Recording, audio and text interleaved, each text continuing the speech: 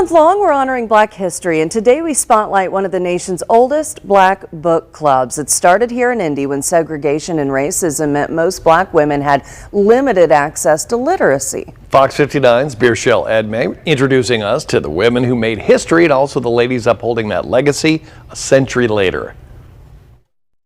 On these crisp edges, ink stains the page, and imagination flips through the words. See, books have power. Books transport people to another place, teach them of another time. For 22 Black women, books bound them together every fortnight. There was a white fortnightly that was meeting at another location in the city. They had a constitutional meeting as part of the other fortnightly, and for the record, took a vote to say we will not allow Black women to be a part of this organization. In 1913, women were often second-class citizens, but not Black women. They often were considered less than that, not good enough for the social clubs that provided women some dignity and community. So these Hoosier Black women built their own safe haven, the Fortnightly Literary Club. Now 100 chapters into their history, a roundtable of Fortnightly members meet to dive into a new read with local ties. Our subject of the day, Madam Walker. Just like a century ago, these Black women are lawyers, teachers, businesswomen, and more. They meet regularly to delve into news stories and to share their own. I just started a new job. I remember hearing from my elders that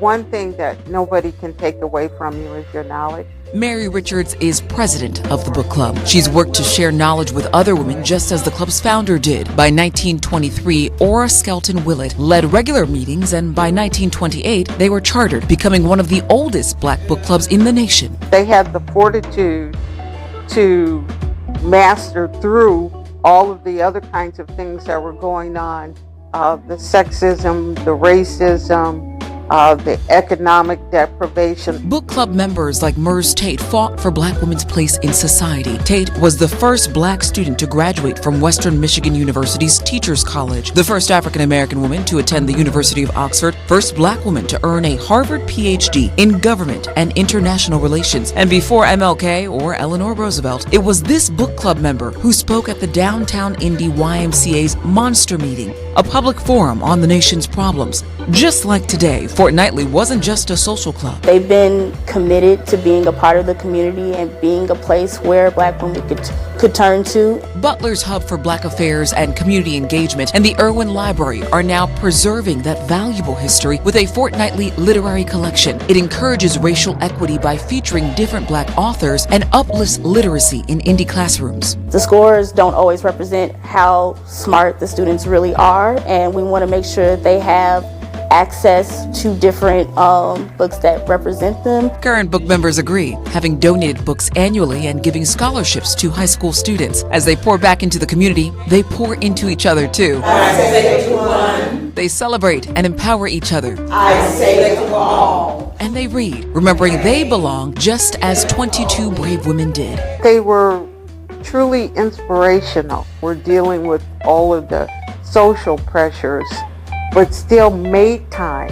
They made time. Time that's illustrated over 100 years just how magical Black women can be. Reporting in Indianapolis, I'm Birchelle Edmé.